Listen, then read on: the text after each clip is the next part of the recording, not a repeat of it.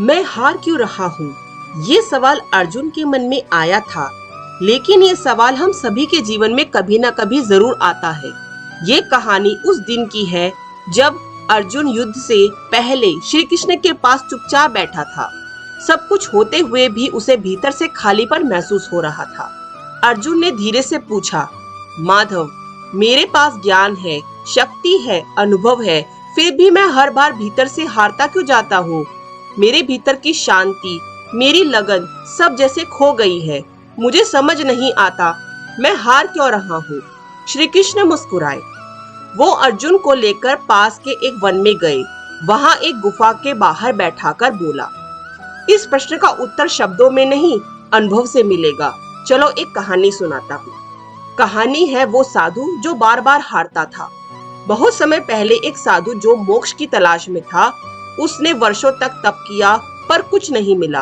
वो हर जगह गया, हिमालय, काशी, द्वारका, पर शांति नहीं मिली। थका हारा वो एक दिन एक पेड़ के नीचे बैठा और ईश्वर से चिल्लाकर बोला, हे प्रभु, मैं क्यों हारता हूँ? क्या मेरा तप अधूरा है? क्या मेरी भक्ति कमजोर है? तभी वहां पर एक बूढ़ा व्यक्ति आया। उसके कपड़े फटे हुए थे, लेकिन चेहरा शांत था। उसने साधु से पूछा, तुम्हें किससे जीतना है जो खुद को हारा हुआ महसूस कर रही हो? साधु चौंका, मुझे अपने भीतर की अशांति से जीतना है, अपनी वासनाओं से, अपनी इच्छाओं से, अपने क्रोध से। बूढ़ा हंसा और बोला, फिर तो तुम जीत कभी नहीं सकते, क्योंकि तुम लड़ रहे हो उनसे जो तुम्हारा ही हिस्सा है। जब तक तुम अपने आप से लड़ते रहोगे तब तक हारते रहोगे। साधु ने पूछा, तो क्या करूं? बूढ़े ने जवाब दिया, स्वीकार करो, समझो और धीरे धीरे बदलो। जीत तब होती है जब तुम खुद को अपनाते हो, ना कि जब खुद से लड़ते हो। बूढ़ा चला गया, लेकिन साधु को जैसे एक नया जीवन मिल गया। कृष्ण ने उत्तर दिया। अर्जुन चुपचाप सुनता रहा। श्री कृष्ण बोले, अर्जुन, तुम हार नहीं रहे हो, तुम जाग रहे हो। जब मनुष्य भीतर से सवाल करने लगता है, मैं हार क्यों रहा हूँ, तभी उसका आत्मबोध शुरू होता है।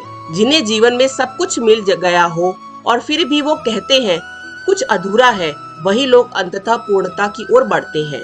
तुम्हारी हार असल में जीत की शुरुआत है, क्योंकि अब तुम लड़ नहीं रहे, तुम समझना चाहते हो। अर्जुन की आंखों में आंसू बहने लगे।